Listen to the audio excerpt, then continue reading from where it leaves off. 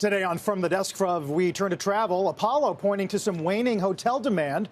Revenue per available room, average daily room rate, occupancy rates all down in the past few weeks, despite some spring breaks across the country. There could be an opportunity, though, outside of hotels. B of A calling Expedia's VRBO undervalued, estimating a valuation of $16 billion relative to Airbnb. This is versus a roughly $14 billion valuation for Expedia as a whole, which is still dwarfed by Airbnb and Booking Holdings. Let's bring in our own Seema Modi, talk about some of these names which have rocketed to the top of the S&P winner list today. Yeah, Booking Holdings currently on track for a record close. This is very much a hot take by Bank of America, by the way. Yes, hotel rates have sort of slowed down. Right now, the average cost to check into a hotel is $153.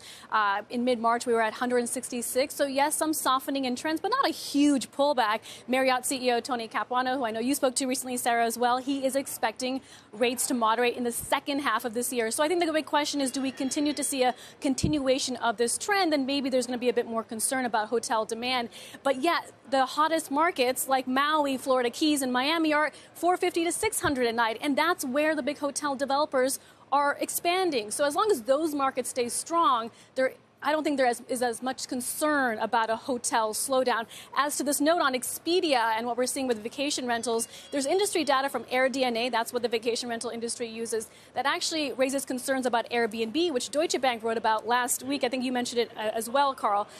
They're now expecting Airbnb to see a potential miss on Q1 nights because of concern that there's an oversupply of vacation rentals. Everyone got that second house during the pandemic. Can that strength hold up, that demand hold up this summer? I would imagine the travel boom is lasting longer than the executives thought. Everyone expected the pent-up demand, right? Did they expect it to last this long? That is the big surprise and the question going forward. Yes, the commentary from executives that I've spoken to, and even when you look at the conference calls, is yes, the summer of 2023 will be strong. In fact, it's expected to be the summer of international travel when we start to see more Americans go overseas. But of course, it conflicts with this narrative of a recession and whether that will play a role in how much consumers really want to allocate towards vacation. So there are some trends that show that people, Americans specifically, are spending a little bit less on their vacations, but they're still taking that vacation. So expensive. Yes. I would have to imagine.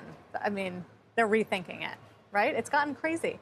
Right. This is a sliver of the economy that has held up relatively well in comparison to housing, retail, other subsectors where we have seen pricing come down. But I think it is, again, this post-pandemic prioritization of travel, this idea of we can't miss out.